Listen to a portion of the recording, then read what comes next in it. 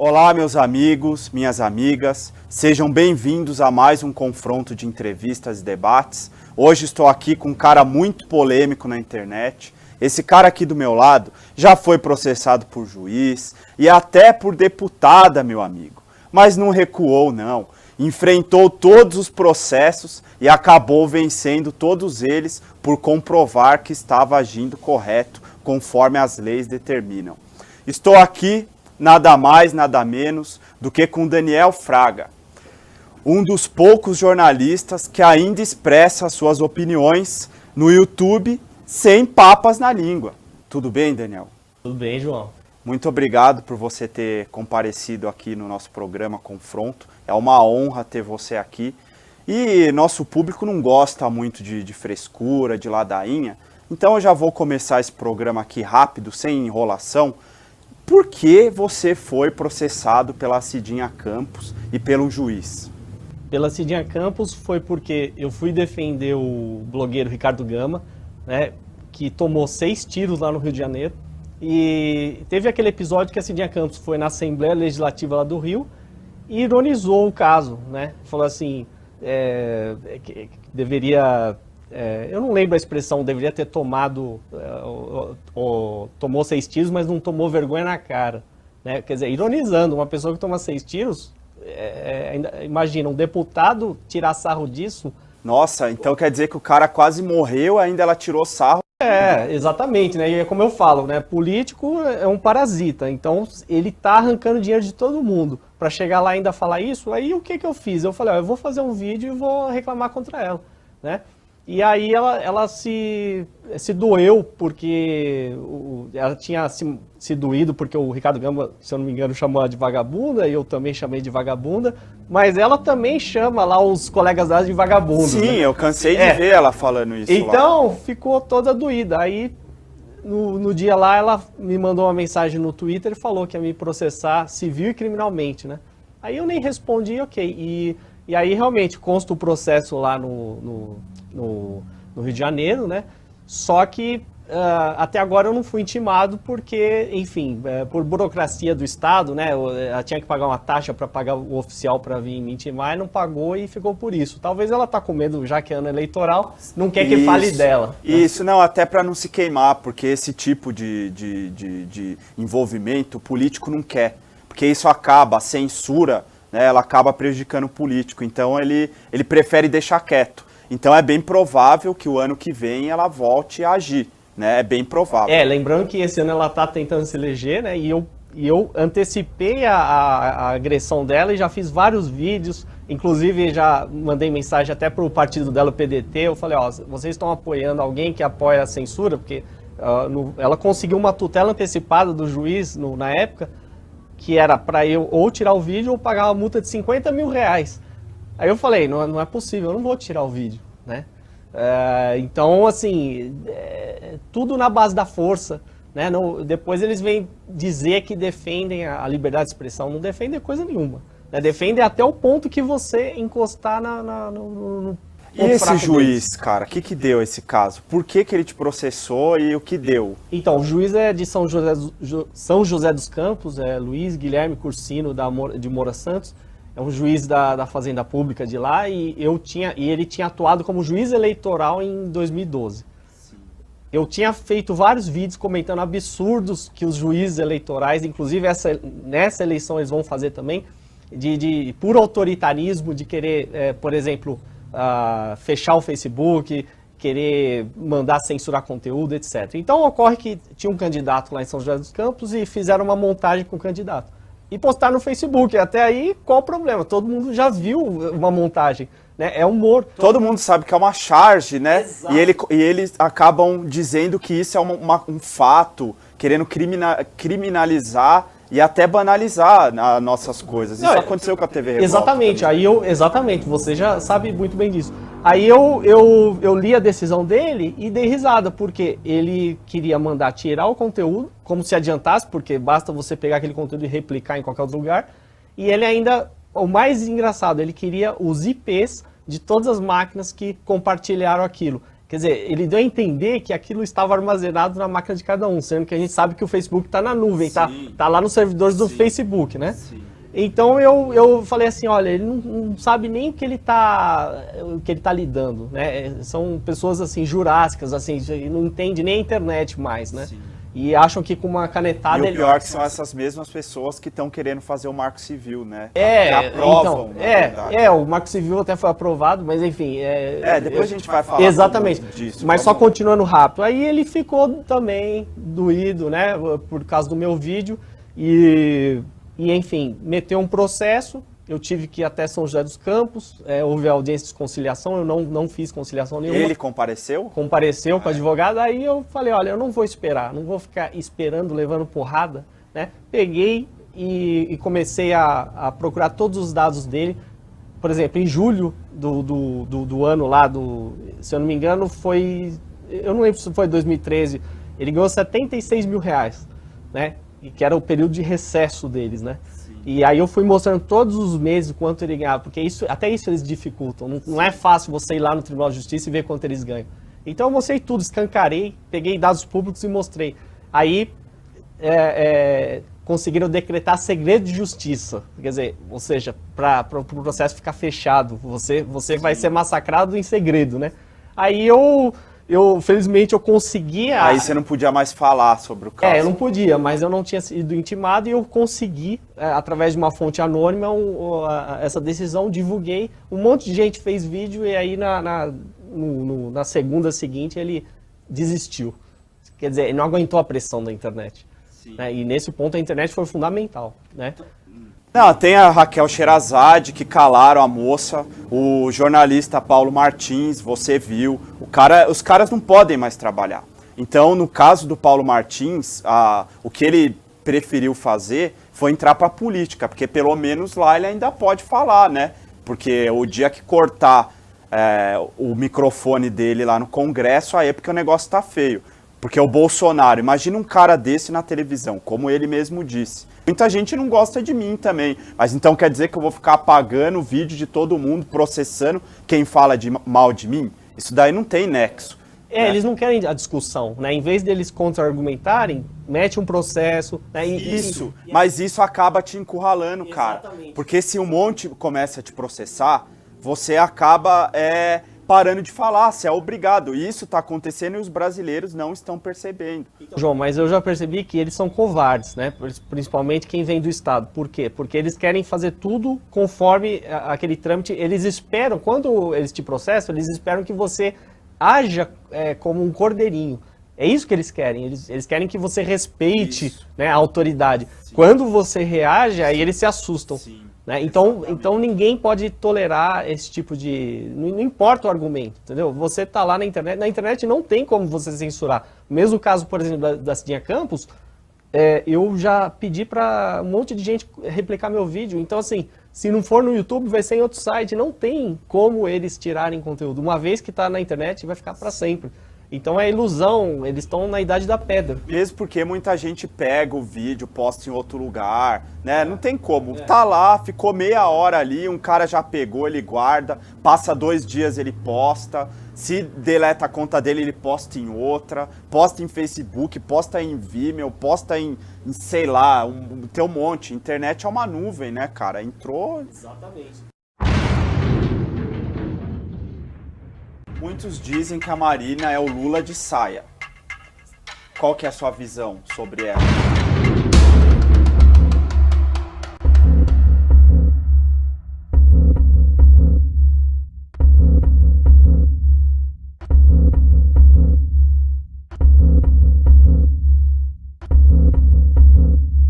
Muitos dizem que a Marina é o Lula de saia. Qual que é a sua visão sobre ela? Ela era do PT, né? E ela, com certeza, ela defende algumas bandeiras aí.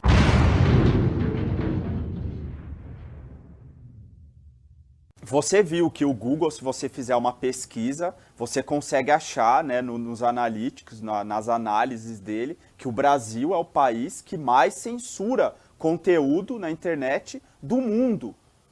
Ou seja, as pessoas não têm acesso total à informação, porque dependendo do tipo de informação, se ela interfere prejudicialmente, principalmente na vida de político, ela não vai ficar ali. Ou seja, nem de bandido você pode falar, entendeu? Ou seja, você não pode mais denunciar. Hoje em dia não é mais que nem antigamente que você fazia uma denúncia. Você não pode mais denunciar. Onde a gente vai chegar?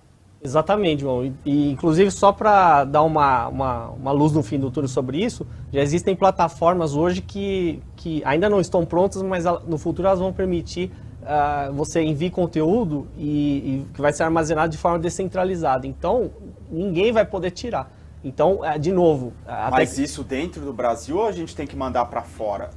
Vai ser no mundo inteiro. Vai ser no mundo inteiro porque vão ser redes descentralizadas, né? E, inclusive, tem projetos até para substituir o YouTube ou criar soluções parecidas com o YouTube, onde o conteúdo que for inserido lá não vai sair nunca mais. Porque análogo ao BitTorrent, né? Que você coloca um arquivo lá e não tem como você tirar. Exatamente. O torrent, né? Exatamente. Então isso está evoluindo. Então a tecnologia vai resolver essa questão, né? Mas é claro, eu concordo com você. E os processos? Exatamente. A gente, como indivíduo, vai ficar vulnerável, porque eles vão identificar você e se achar que você fez algo ilegal, entre aspas, né? Que eles consideram ilegal, eles vão lá atrás de você. Mas é como eu falo. A internet também pode ser usada contra isso, porque quanto mais visibilidade, quanto mais você constranger essas pessoas que querem censurar, elas vão ficar incomodadas, porque é um tiro no pé. Se elas abrem um processo, é porque elas querem tirar aquele conteúdo, elas não querem que ninguém veja. Se você fala mais, você está fazendo o contrário do que elas querem. Exato. Né? Então a gente tem que falar e cada vez mais. Daniel, já que a gente entrou nesse assunto de política, você viu aí que o Eduardo Campos sofreu um acidente, morreu, e agora a Marina caiu de paraquedas, inclusive ela caiu de paraquedas no PSB, né, porque ela era de um outro partido, que era o Partido Verde, que ela tentou criar um partido, que era a Rede, não conseguiu, porque não teve um número de assinaturas aprovadas lá. E agora ela está candidata aí a presidente. Pelo que a gente vê nas pesquisas aí, parece que ela já até passou a Dilma. O que você tem a falar sobre isso? Você acha que a Marina é uma boa presidente para o Brasil? Eu acho que, na verdade, nenhum deles, porque no final das contas, se você comparar o que eles defendem, vai ser tudo muito parecido, né? É claro que você pode apontar uma diferença pequena ali ou aqui, né? Mas, no fundo, se você perguntar para eles o que vocês acham da Constituição, né, eles vão aprovar, né? E a Constituição é um dos principais problemas para o país. É como se fosse uma programação para o país viver no atraso, né? Ela tem um monte de conceitos lá absurdos que nenhum deles vai mudar, né? Então, nesse ponto eu sou cético em relação a qualquer um, porque, pode ser a Marina, pode ser a Dilma, o Aécio, quem for, porque não vai ter uma mudança em si. Entendeu? Muitos dizem que a Marina é o Lula de saia. Qual que é a sua visão sobre ela? Ela era do PT, né, e ela, com certeza, ela defende algumas bandeiras aí que o PT também defende, né, e, assim, é claro que ela está tentando se aproximar um pouco mais do mercado, ou fazer as pazes com o agronegócio, que ela, né, atacava muito e por causa do meio ambiente, etc. Mas, no fundo, é complicado a questão, assim, um ambientalista, porque ele sempre vai ficar ali no meio do muro entre o que você pode ou não pode fazer, né? Aí vai entrar o Estado para regular toda aquela área, enfim, produtiva, e aí você vai chegar onde, né? Quer dizer, qual vai ser o meio termo? Fica muito confuso isso aí, né? E você acha que, por exemplo, por elas ter esses métodos ambientalistas, né? Você acha que isso pode interferir na economia? Eu acho que qualquer intervenção do Estado na economia é prejudicial. Então, o ambientalista, o sonho dele, no fundo, se você pegar um ambientalista radical, ele gostaria que a gente retrocedesse e vivesse na selva, entendeu? Não faz sentido. Né? Hoje você tem, a gente fala assim, vamos preservar a qualquer custo, mas daí você não vai ter uma cidade, não vai ter nada.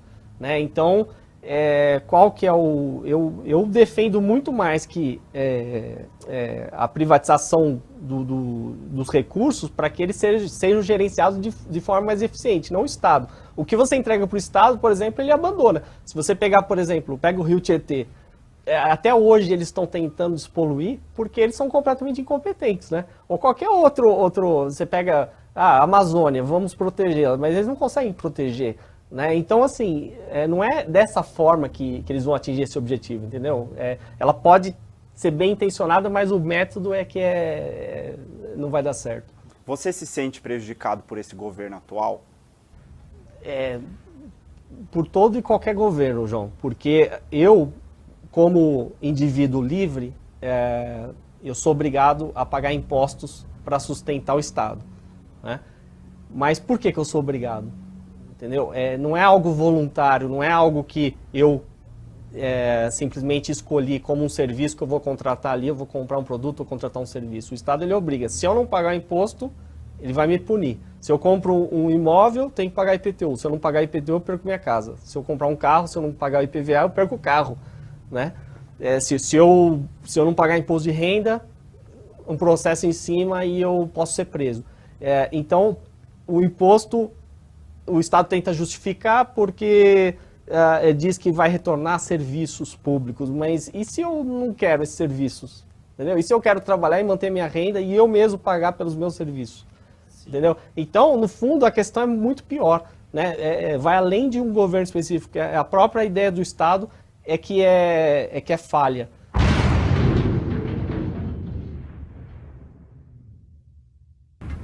E a Dilma, cara? Você acha que ela tem competência para governar o Brasil por mais 4 anos?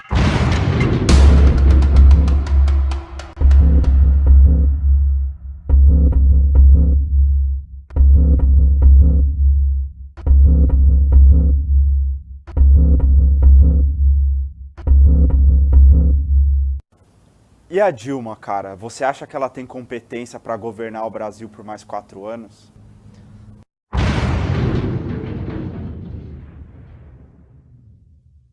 Daniel, se a Marina Silva vencer as eleições, o que vai mudar na sua vida? Na minha vida não vai mudar nada, porque eu me vejo hoje como um escravo do Estado. Eu sou obrigado a pagar imposto. A Marina não é a favor de extinguir imposto e muito menos o Estado. Ela quer não só manter o Estado, como está prometendo aí a educação e saúde, etc. Ou seja, tudo que eles prometem vai ter que tirar dinheiro de algum lugar. Com certeza do meu bolso. Então, do meu ponto de vista, não vai mudar nada. Qualquer ideia que um político proponha, mantendo o Estado, não vai mudar absolutamente nada, né? Nenhum deles vai criticar a Constituição. Então, se vai continuar a mesma coisa, os mesmos direitos que têm que ser sustentados pela gente, então eu não vejo mudança, né? Você muda só a forma do discurso, mas a essência é igual, né? A essência é baseada num sistema que é parasita, em que você tem que trabalhar e parte da sua renda, ou seja, você trabalha 5 meses por ano para pagar imposto e para sustentar tudo isso, para eles ficarem de 4 em 4 anos ou 2 em 2 anos prometendo, né, coisas mirabolantes que a gente nem pediu. Então eu não vejo nada nisso de diferente, né? E a Dilma, cara? Você acha que ela tem competência para governar o Brasil por mais 4 anos? Não, nenhuma. Na verdade, eles não só não têm competência, assim como ninguém tem competência para governar ninguém, né? A gente não precisa de governo, como eles ajudaram a afundar tudo muito mais rápido, né? A ideia, vamos supor, do PT hoje é o quê? É fechar o Brasil o máximo, né? Para que você tenha uma economia fechada, engessada, tributar ao máximo e, enfim, basicamente o modelo que eles seguem é o modelo da Venezuela, né, ou até mesmo da Argentina. Tem algum país que tem algum sistema político, assim, de administração que caberia no Brasil? O que a gente tem hoje no mundo são economias mais livres, né? Então, por exemplo, não são nem perto do ideal que eu defendo, tá? Mas pela liberdade econômica, pela liberdade que as pessoas têm, elas têm uma vida muito mais próspera, mais rica, geram mais riqueza. Então, por exemplo, a Austrália, a Nova Zelândia, Canadá, etc. Eu não estou elogiando o estado desses países, eu estou dizendo que lá tem mais liberdade econômica, né? É isso que falta no Brasil. No fundo, o problema daqui é falta de liberdade. E você vê que nenhum desses políticos aí, né, eu também não estou esperando nada deles, mas eu estou dizendo, nenhum deles fala a palavra liberdade, né?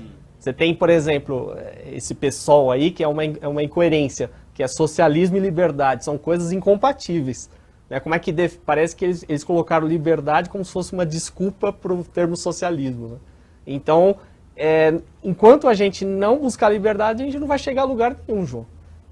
Sabe, não importa quantos governantes sejam alterados e etc.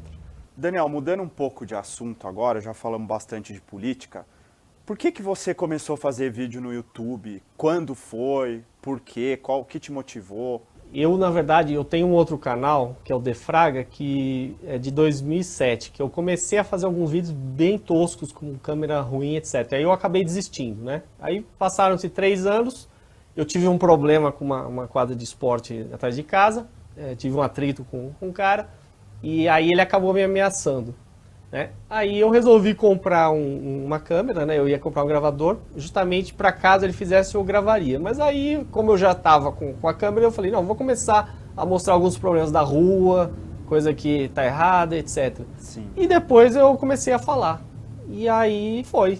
Né? Então não foi assim algo que eu planejei desde o início, né? Foi uma coisa natural e quando eu comecei a fazer vídeos falando, eu vi que as pessoas gostaram, eu falei, bom, eu vou fazer mais. E né? qual que era a sua profissão nessa época? Administrador de sistemas, eu trabalhava com Linux, com servidor Linux. Né? Sim. E, enfim, depois veio o YouTube, depois veio o próprio Bitcoin, né? Depois, se quiser, a gente pode falar. Já que a gente entrou e começou a falar de Bitcoin, cara, como que funciona isso? Eu já dei uma pesquisada aí, né? Eu sou leigo nesse assunto, mas eu dei uma pesquisada, eu vi que seria uma moeda que circula, inclusive ela pode, conforme vai entrando mais pessoas, ela pode render, mudar o valor, e você pode fazer troca, ou seja, você pode fazer comprar alguma coisa e pagar com essa moeda. Mas qual que é a vantagem dessa moeda, por exemplo, em relação ao dólar?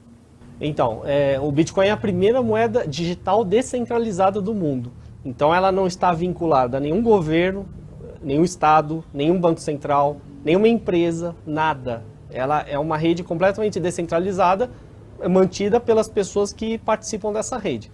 Né? Então, qual a vantagem, respondendo, qual a vantagem em relação ao dólar? A primeira vantagem, como ela não está submetida a um controle central, ela não pode ser manipulada da forma como, por exemplo, o Fed lá nos Estados Unidos manipula. Eles emitem bilhões, ou injetam bilhões de dólares por dia, desvalorizando o próprio dólar. No fundo, eles estão prejudicando quem tem dólar. Né? Isso todos os governos e bancos centrais fazem. Eles desvalorizam o tempo todo, alegando que tem que desvalorizar para favorecer o exportador. Só que quando você desvaloriza, você prejudica a gente, né? O nosso poder de compra diminui. Então é você que se ferra. Né? Então o Bitcoin não está sujeito a isso. Ele não pode ser falsificado. Né? Quem mais falsifica a moeda estatal é o próprio Estado. Porque quando ele não tem um limite por exemplo, de dólares, ou limite de reais, ou limite de euros. Então ele fica emitindo e fica injetando. Se aquilo lá ele consegue multiplicar, gerar do nada simplesmente, então qual que é o valor daquilo? Né? A gente usa essas moedas acreditando que elas têm esse valor, né? E o governo obriga as pessoas a aceitarem reais, ou até serem pagas o salário delas em reais, mas qual que é o valor real daquilo? Né? Então, assim, não ter controle central, não poder ser falsificada e principalmente você poder transmitir para qualquer pessoa no mundo inteiro em instantes, sem intermediários. Mas quem que é o dono disso? Não tem dono. Não tem dono. Essa que é a maravilha de algo descentralizado. Você não tem que se submeter a ninguém. Como análoga ao... Você pode tirar, então, suas moedas, você consegue converter para real. Sim, a hora que você quiser. Sim, você pode trocar para qualquer moeda que você quiser. E você não corre o risco, por exemplo, de ter um problema numa economia X de algum país e, de repente, eles confiscarem essas moedas e ninguém conseguir tirar mais? Você fala confiscar os bitcoins? Exato. É impossível confiscar, essa é uma outra vantagem. Por exemplo, o que o Collor fez aqui, confiscar a poupança, é impossível com Bitcoin. Se você tem a sua renda, por exemplo, hoje eu tenho boa parte da minha renda em Bitcoin. Se eu tivesse na época do Collor, fazendo de conta que fosse agora, e fosse confiscar, eu estou imune a isso. Eu, por exemplo, se eu tenho dinheiro em casa, eu não, vou guardar num banco. Mas o banco pode fechar, o banco tal. Então você acha que renderia mais para quem tem dinheiro investir em bitcoins do que ou comprar dólar ou até fazer um investimento? Sim, a longo prazo a tendência é o Bitcoin se valorizar cada vez mais, porque o Bitcoin ele está limitado em 21 milhões de Bitcoins no máximo. Mas ele cai também? Ele pode cair assim como qualquer moeda varia, né? Por exemplo, você pega a cotação do dólar, varia. 2,20, 2,50, 1 e pouco. Isso é uma variação normal de conforme o mercado, né? Mas isso não impede que ele seja usado como moeda, né? Então, assim, só complementando, além de prevenir, por exemplo, com o fisco, se um juiz, por exemplo, vamos supor que você sofre um processo que você considera injusto, e aí você fala, eu não vou pagar. Se você não pagar, ele vai lá e manda penhorar a sua conta, né? Porque os bancos são controlados, né, regulados, e você não tem... Eles estão metendo a mão no seu dinheiro. Então essa é a grande vantagem do Bitcoin. A gente está numa fase de transição, mas é inevitável. As pessoas vão migrar para essa moeda, né?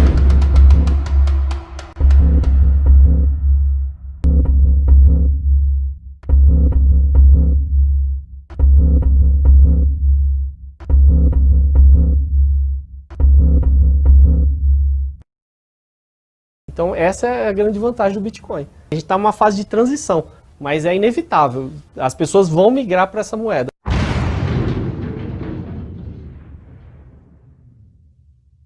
A partir do momento que você tem Bitcoin, você não é obrigado a trocar para real, para dólar, né? Eu, por exemplo, eu mantenho o máximo em Bitcoin. Eu só mudo para real se for, no caso, extremamente necessário. Eu posso manter uma reserva em real para usar e o grosso em Bitcoin, né? Porque ali está mais seguro. Por exemplo, eu estou protegido... Mas você usa ele, você tira, você chega a retirar ou você não retirou nada? Eu, por exemplo, eu estou usando, eu tenho um servidor que eu pago, que eu tenho um site que são uma lista de corretores de Bitcoin, por exemplo, e eu pago com Bitcoin, a hospedagem desse site, né? Então, todo mês eu recebo uma cobrança e eu transfiro lá para os Estados Unidos. Eu não uso cartão, não uso PayPal, nada. Mas e para comprar as coisas no supermercado? Como você faz? Então, aí dependeria do supermercado aceitar Bitcoin. Mas como não aceita? Como eles não aceitam e como ninguém pode ser forçado a aceitar, esse é o ideal, né? Liberdade de escolha, né? Então, seria um processo de convencimento em que o supermercado chegaria às próprias conclusões de que é uma vantagem aceitar. Só para dar um exemplo rápido, lá nos Estados Unidos tem uma empresa grande chamada Overstock, que é concorrente da Amazon. Ela já aceita Bitcoin. Você pode comprar, equivalente ao que você compra na Amazon, você compra lá, né? E eles mandam para o Brasil também. A Newegg, que é também uma famosa, aceita. Tiger Direct, a Dell já começou a aceitar. A Dell é uma marca famosa. Sim, nos Estados ela é a que concorre com a Apple, né? Então, bem famosa. E a Dell do Brasil já está cogitando aceitar também. Então, a tendência, assim, a longo prazo... E cartão de crédito aceita? Porque seria interessante. Aí você paga a fatura, você usa o cartão de crédito para fazer compra em supermercado, em todo lugar que aceita, e aí a fatura você paga com Bitcoin, mas... Existem algumas soluções de cartão em que você poderia manter a sua renda em Bitcoin e ele faria a conversão e você pagaria com cartão. Seria um jeito dessa transição, né? O lugar não precisaria aceitar. Tem alguns sites que fornecem, por exemplo, gift card, que é como se fosse um vale... Que tem um certo valor e você compra aquilo com Bitcoin e troca em várias lojas também, né?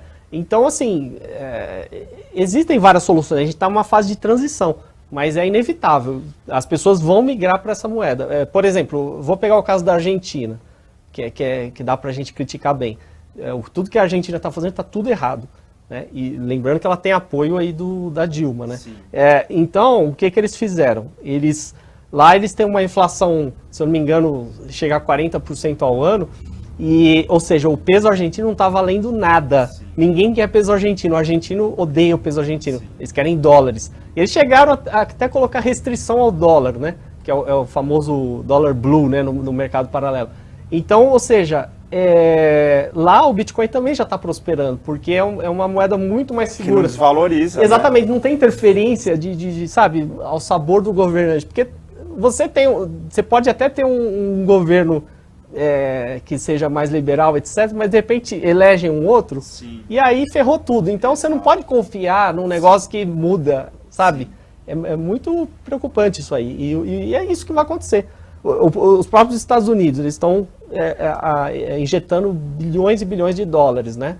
Digamos assim, é como se eles exportassem a inflação. Vamos supor que eles mandam os dólares, sei lá, manda para a China devolve em produto. Uma hora a China pode falar, não, mas isso aqui, qual que é o valor disso, entendeu? Vai começar a não querer mais. Então tem uma série de complicações aí que, né? Então essa é a grande vantagem do Bitcoin.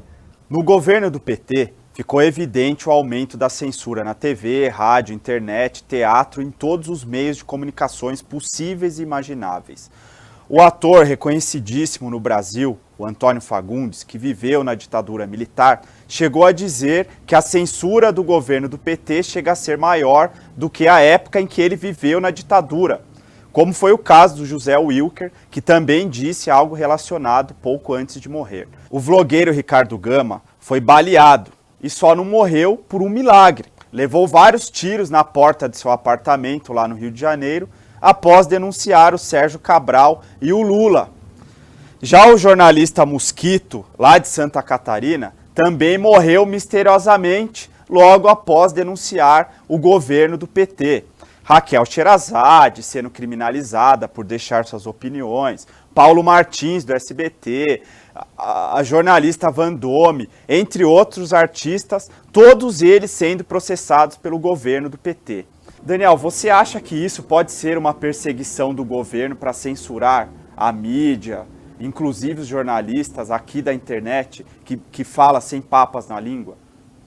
O governo interessa opiniões contrárias a ele, né? Então, por exemplo, uma das formas, você vê que uma das formas do governo tentar abafar o que principalmente a imprensa divulga, qualquer pessoa que assistir a TV vai ver propaganda aí da Caixa Econômica, Banco do Brasil, Petrobras, etc. Ou seja, eles estão ali. Ou seja, o próprio governo está bancando, ele banca a televisão e a mídia, então ele não quer que fale mal dele. Além do que a TV é uma concessão, né? Então se é uma concessão, tá cheio de regras ali que é para agradar eles, né? Então você nunca pode sair do limite que ele impôs, né? Por exemplo, eu lembro quando, faz muito tempo que o Danilo Gentili estava no CQC, ele ia lá no Congresso e pegava lá os deputados. Aí reclamaram lá com eu não sei se foi o dono da Band, e falaram que ele estava pegando pesado. Aí o CQC baixou a bola. Quer dizer, é lamentável, né? Porque se é assim, então o que é aceitável? Não, o próprio Danilo Gentili disse numa entrevista que ele deu para o Liberzone, inclusive acabou até censurando a gente. Os grandes empresários se associam com o Estado para ter benefícios. Isso aí é péssimo, né? Isso aí nunca deveria acontecer. E aí, ou seja, o que você vê lá que é uma verdade, né? Se está tudo podado e cortado, então a gente tem que buscar a internet para achar outras coisas, né? Marco Civil. Isso vai ser bom? Vai beneficiar a população? Péssimo. Marco Civil, fiz um vídeo criticando o Marco Civil, porque, no fundo, assim... Mas espera aí, se algumas pessoas falam que é péssimo, por que é que o governo diz que isso vai favorecer a população? No fundo, eles querem o quê? Eles querem impor um controle, né, sobre tudo e todos, né? Eles querem as regras deles, né, impostas na internet, né? Então querem obrigar provedores a ter registro do que você faz na internet, né? Querem, digamos, eles falam que é uma democratização da internet, né? Sempre tem que tomar cuidado com esse termo, né? Democracia na internet ou democracia na mídia. Tem que tomar cuidado com isso, porque é uma desculpa para eles mandarem. Qual que é a pessoa que você mais odeia nesse mundo?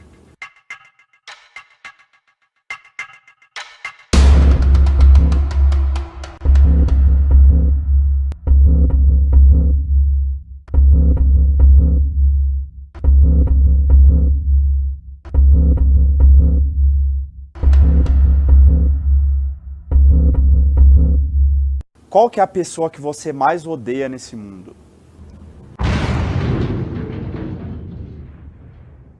O Marco Civil favorece a população? De forma alguma, João. O Marco Civil, na verdade, é um atentado, uma violência contra a liberdade individual e contra a liberdade econômica também das empresas. Então, sem liberdade, a gente não vai chegar a lugar nenhum. Se for o governo dizendo que as pessoas, como elas têm que interagir com a internet, então você está comprometendo, né? Sem contar que é inviável, porque ele quer controlar algo que é descentralizado por natureza.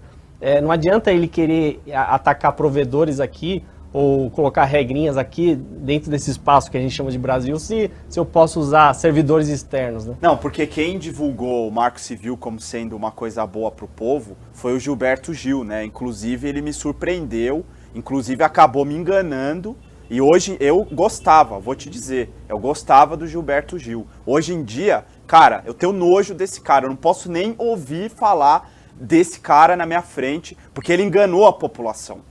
Entendeu? Porque isso vai ser benefício para ele. Porque é muita gente que usa a internet, o cara baixa uma música ali, baixa uma outra música ali. Esse é o espírito da internet. Então, por que ele apoiou isso? Porque aí ninguém mais vai poder baixar a música dele. Ou seja, mas nem a música do cara as pessoas vão ter acesso. Ou seja, ele está impedindo o livre acesso da informação.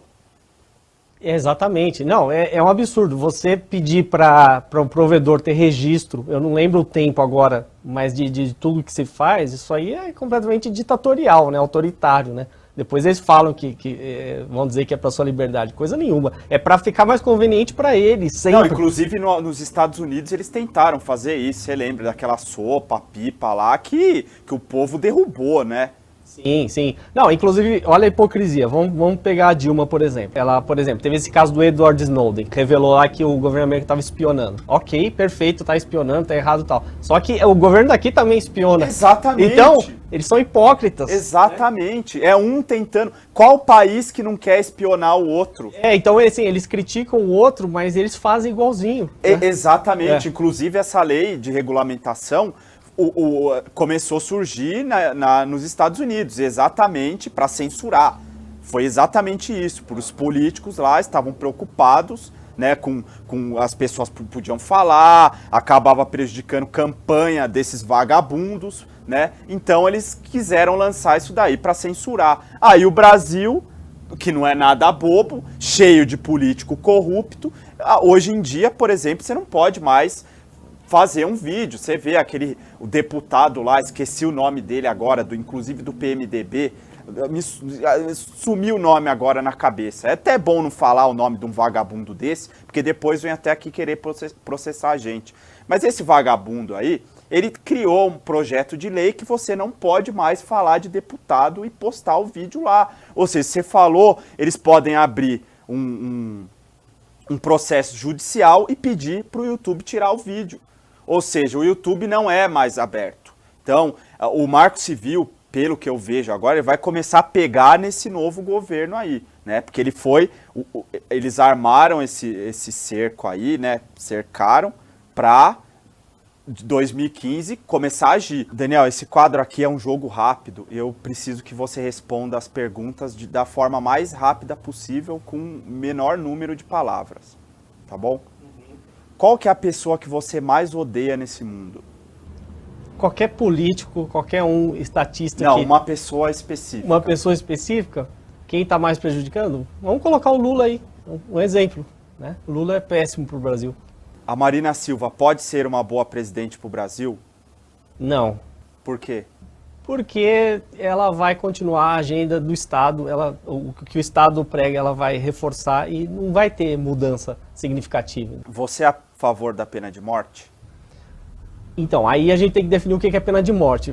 Eu só vou dar um exemplo rápido. Se um ladrão entra, vai te matar ou estuprar sua mulher, eu vou matar esse cara. Então, se isso for pena de morte, eu sou a favor. Né? Então, assim, se você considerar a pena de morte como uma defesa de um agressor que vai tentar te matar, eu sou a favor, porque eu prefiro estar vivo, eu tenho direito de me defender.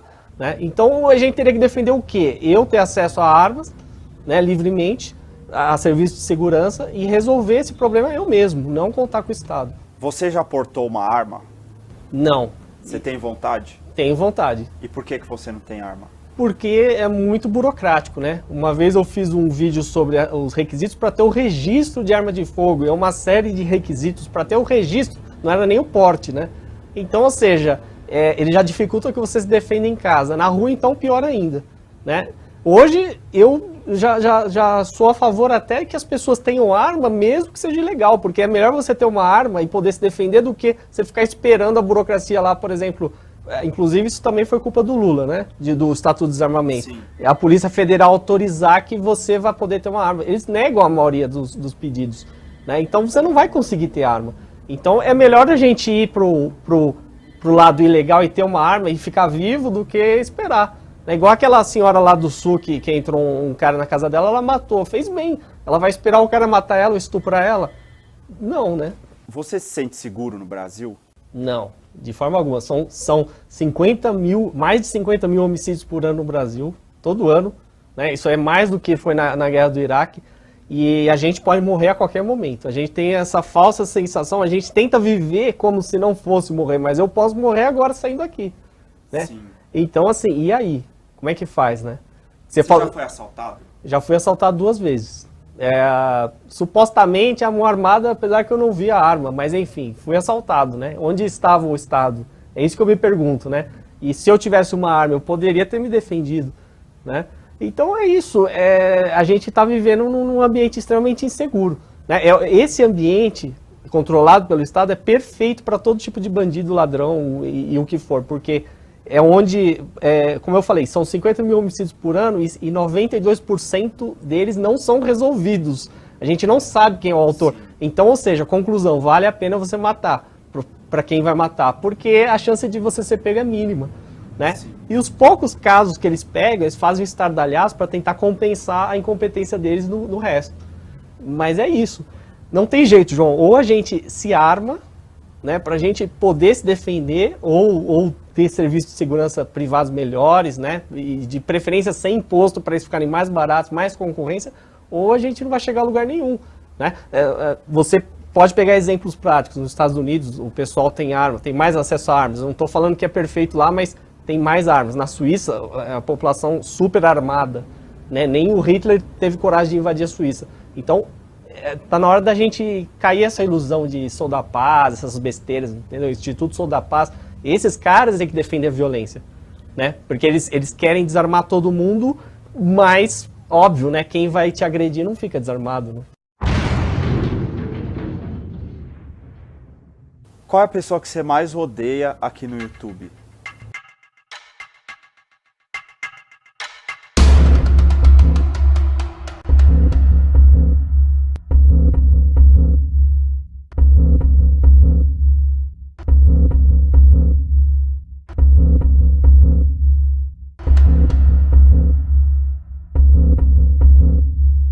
Qual é a pessoa que você mais odeia aqui no YouTube? Você apoia trabalho para menor de idade? Eu apoio, pelo caso que, por exemplo, se uma família abusa da criança, a criança tem que fugir, se ela não trabalhar, ela vai morrer de fome. Então, por isso eu apoio. Você tem alguma treta com alguém aqui do YouTube? Eu já tive, por exemplo, o então candidato a vereador Marcelo Matheus, que tentou se candidatar por Campinas, foi a 4ª vez, né? E ele apareceu lá, enfim... Eu fui investigar, ver se ele tinha o histórico, né? Realmente ele era candidato, e aí eu falei, bom, eu comecei a mostrar a verdade. E ele se irritou, e aí, no final das contas, o resultado, ele perdeu a eleição com só 700 votos. Então, não é assim, não é dessa forma que a pessoa, em cima dos outros, que vai tentar ganhar alguma coisa. Qual é a pessoa que você mais odeia aqui no YouTube? Pô, no YouTube é difícil, né? É difícil, acho que não tem, assim, se eu odiar eu saio do canal e acabou. Eu acho que assim... Mas tem algum que você acha que é um mau caráter, que está usando a internet para agir de má fé? Se você quiser, você pode citar o Lula, ele tem um canal lá, E Cidadania, fala um monte de besteira. Mas por que você odeia tanto o Lula? Assim? Então, porque o Lula, na verdade, ele defende tudo ao contrário do que eu defendo, né? Ou seja, eu sou a favor do livre mercado, né, da liberdade, ele é a favor do Estado, e que o Estado mande na sua vida.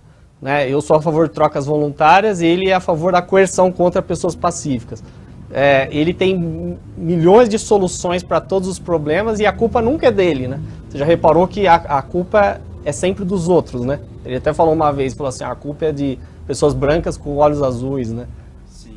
E depois eles vêm falar de racismo, né? Então, assim, no fundo, assim, ou ele é psicopata ou é tremendo de um cínico, hipócrita, né? E claro, tá mexendo os pauzinhos lá, né? Até ali que ele já tem um plano B, caso a Dilma perca. Tá manipulando para colocar seus parceiros no Congresso, aparelhar tudo, porque exatamente. Aí o próximo que for eleito não vai conseguir fazer nada. Exatamente. Todas, né? Mas na minha opinião, o Brasil está caminhando cada vez mais para virar uma ditadura cubana e já está próximo. Inclusive já com o governo da Marina agora, se ela realmente entrar, na minha opinião, no governo dela o Brasil já vai ficar que nem a Venezuela. Já vai começar a faltar produto em supermercado. Na minha visão, pode ser que eu esteja errado.